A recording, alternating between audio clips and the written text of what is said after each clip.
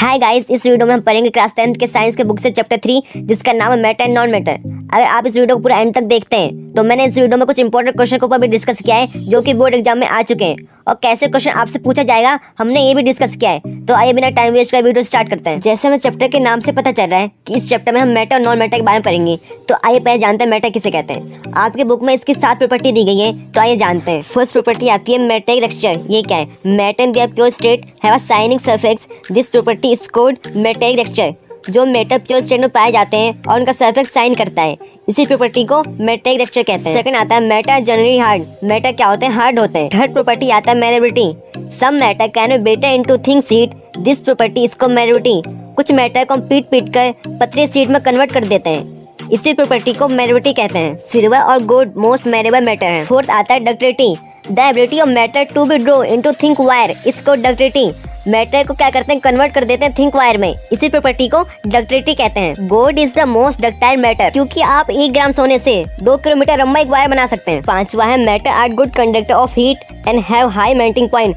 Matter क्या होता है? गुड कंडक्टर ऑफ हीट होते हैं और साथ में इनका मेल्टिंग पॉइंट भी हाई होता है। छठवा आता है matters are good conductor of electricity. जो मैटर होते हैं गुड कंडक्टर होते हैं इलेक्ट्रिसिटी के। सातवां है sonorous. The matter that produce a sound on striking a hard surface are said to sonorous। Matter की वो प्रॉपर्टी जिसमें मैटर को मारने पे टन का आवाज प्रोड्यूस करता है, इसी प्रॉपर्टी को सोनोरस कहते हैं। तब आपकी स्कूल की घंटी बजती है तो आपको कुछ इस टाइप का आवाज सुनाई देता है, मैटर की इसी प्रॉपर्टी को सोनोरस कहते हैं। इसके बाद आता है नॉन मैटर। आइए हम नॉन मैटर के बारे में जानते हैं। फर्स्ट, एग्जिट इन और 3 स्टेट, लिक्विड, गैस, सॉलिड।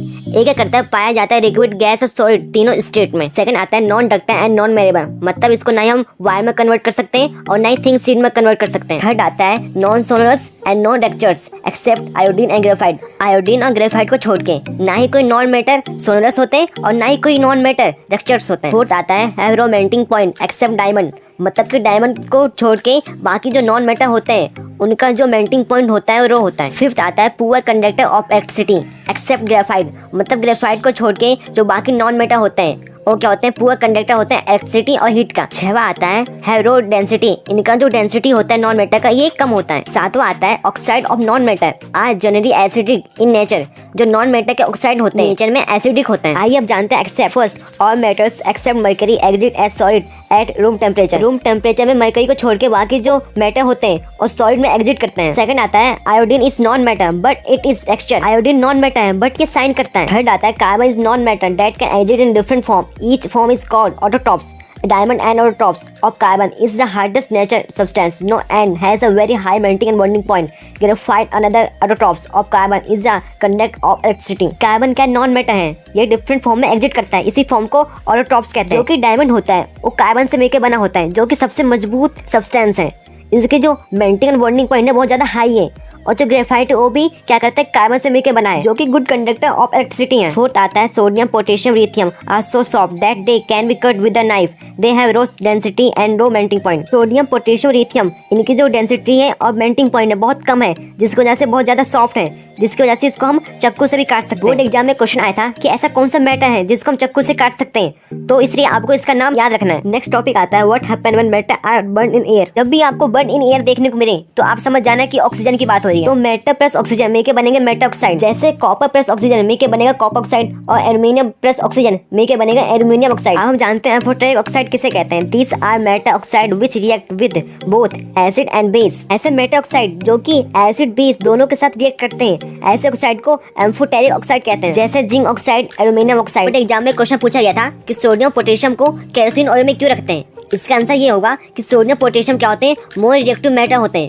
जो कि रिएक्ट करते हैं बहुत जल्दी ऑक्सीजन के साथ और फायर कैच कर लेते हैं। इसी वजह से हम सोडियम पोटेशियम को केरोसिन ऑयल में रखते हैं। इसके बाद हमारा नेक्स्ट टॉपिक आता है what happen when matter react with water. Reaction with water. Matter react with water differently, not all matter react with water. जो मैटर होता है वाटर के साथ डिफरेंट तरीके से रिएक्ट करता है, लेकिन जो सभी मैटर होते हैं वाटर के साथ रिएक्ट नहीं करते हैं। कोल्ड वाटर के साथ सोडियम पोटेशियम कैल्शियम रिएक्ट करते हैं और हॉट वाटर के साथ मैग्नीशियम रिएक्ट करता है और स्टीम वाटर के साथ एल्युमिनियम और आयरन रिएक्ट करता है। आपको ये याद रखना है कि कौन सा मैटर किस वाटर के साथ रिएक्ट करता है। जैसे कि आप देख सकते हैं पोटेशियम प्लस वाटर मिलकर बनेगा potassium hydroxide plus hydrogen gas और मैग्नीशियम प्लस वाटर मिलकर बनेगा मैग्नीशियम हाइड्रोक्साइड प्लस H2। उसके बाद एल्युमिनियम प्लस वाटर मिलकर बनेगा एल्युमिनियम ऑक्साइड और H2। के बाद आता है reaction with dilute acid. Most metals react with dilute HCl and dilute H2SO4 to form salt and hydrogen gas. Most metal react करते हैं dilute HCl and dilute H2SO4 के साथ, उसके बाद फॉर्म करते हैं salt and hydrogen gas. Metal plus dilute acid देंगे salt plus hydrogen gas. For example magnesium plus HCl देंगे मैग्नीशियम क्लोराइड प्लस H2। फिर आता है aqua regia. It is mixture of concentrate HCl and concentrate HNO3 जिसे nitric acid कहते हैं in 3:1। It dissolve gold and platinum. तब concentrate HCl को और कॉन्सेंट्रेट नाइट्रिक एसिड को 3:1 के फॉर्म में मिक्स किया जाता है तो ये डिसॉल्व कर देता है गोल्ड और प्लेटिनियम को। इसके बाद आता है रिएक्टिव सीरीज ऑफ मेटल। आप इसको ऐसे याद कर सकते हैं, केदारनाथ का मारी आरू जरा फीका पकाता है, क्यूट हरी आएगा और पीटेगा। केदार से के, नाथ से Na, Ca से Ca, माई से Mg, आरू से Ar, जरा Zn, फीका Fe, पकाता Pb है H, क्यूट Cu, हरी Hg, आएगा Ag और Au, पीटेगा Pt। आप इसी तरह से आराम से ये सीरीज याद कर सकते हैं। और आपको इसका नाम भी याद रखना है, जैसे कि K से पोटेशियम, Na से सोडियम, Ca से कैल्शियम, Mg से मैग्नीशियम। इसी तरह आपको इन सब का नाम याद रखना है। अगर आप इसको याद कर लेते हैं तो आपके लिए first chapter, second, third, fourth ये चैप्टर आपके लिए बहुत ज्यादा आसान हो जाएगा। सबसे ऊपर आता है मोस्ट रिएक्टिव मैटर, फिर सबसे नीचे आता है रेस्ट रिएक्टिव मैटर, फिर बीच में आता है मिड रिएक्टिव मैटर। इसमें क्या जो मोस्ट रिएक्टिव मैटर होगा और रेस्ट रिएक्टिव मैटर को आराम से डिस्प्लेस कर देगा। जैसे कि कॉपर प्लस AgNO3, इसमें क्या है, कॉपर क्या मोर रिएक्टिव मैटर है, किससे, Ag से। तो क्या करेगा, ये Ag को हटा देगा और NO3 के साथ बैठ जाएगा, जैसे कि आप देख सकते हैं। वो मिलकर बनेगा CuNO3 प्लस Ag। इसके बाद आता है reaction between metals and non metals. First आता है जो रिएक्टिव एलिमेंट होते हैं वह चाहते हैं कि जो उनका आउटर सेल है हमेशा बाहर रहे। जैसे कि आप देख सकते हैं ये कुछ इस टाइप का दिखता है।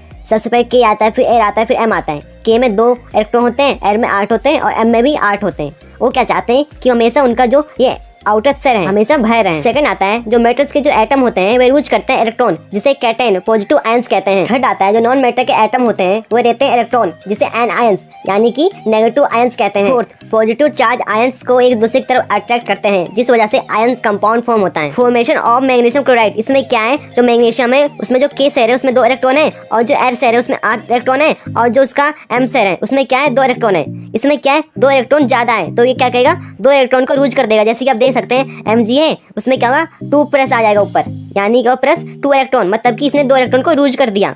और जो क्लोराइड है इसमें क्या है, जो K शेयर है उसमें क्या है 2 इलेक्ट्रॉन है और जो R शेयर है उसमें 8 इलेक्ट्रॉन है और जिसका M शेयर है उसमें 7 इलेक्ट्रॉन है। ये क्या करेगा, एक इलेक्ट्रॉन को गेन कर लेगा, जिसको जैसे इसका जो वो है आउटर शेयर वो क्या होगा पूरा फुल हो जाएगा। आप इसमें भी देख सकते हैं जो मैग्नीशियम है अपने 2 इलेक्ट्रॉन Cl को दे देगा, उसके बाद क्या होगा मैग्नीशियम भी फुल हो जाएगा और जो Cl के आउटर मोस्ट शेयर है वो भी पूरे हो जाएंगे, जिसको जैसे क्या होगा ये आयनिक कंपाउंड यहाँ फॉर्म हो गया। अब हम जानते हैं properties of ionic compound. First है high melting and bonding point, जिसका मेल्टिंग और बॉन्डिंग पॉइंट होता है बहुत ज्यादा हाई होता है। आता है सोलबल वाटर, वाटर में सोलबल होता है। थर्ड आता है conduct electricity in aqua solution, aqua solution में इलेक्ट्रिसिटी कंडक्ट करता है। यानी कंपाउंड की प्रॉपर्टी बहुत इंपॉर्टेंट है, इसके ऊपर आपको एक ना एक क्वेश्चन जरूर देखने को मिलेगा। इसके बाद हमारा मोस्ट इंपॉर्टेंट टॉपिक आता है ऑकरेंस ऑफ मैटर। फर्स्ट आता है minerals, the compound which occurs naturally in the earth crust are known as minerals। वो कंपाउंड जो कि अर्थ क्रस्ट में नेचुरली पाए जाते हैं उसे मिनरल्स कहते हैं। फिर आता है ओरे, minerals from which matter can be economic extract is called ओरे। वो मिनरल जिसमें से हम मैटर को निकाल सकते हैं उसे ओरे कहते हैं। फिर आता है gangue, ore are found mix with earthy impurities like soil, sand, ex, known as gangue. The gangue is remove from the ore. जो ओरे होते हैं उसमें कुछ गंदगी रख जाती है जैसे कि सैंड, सोइड,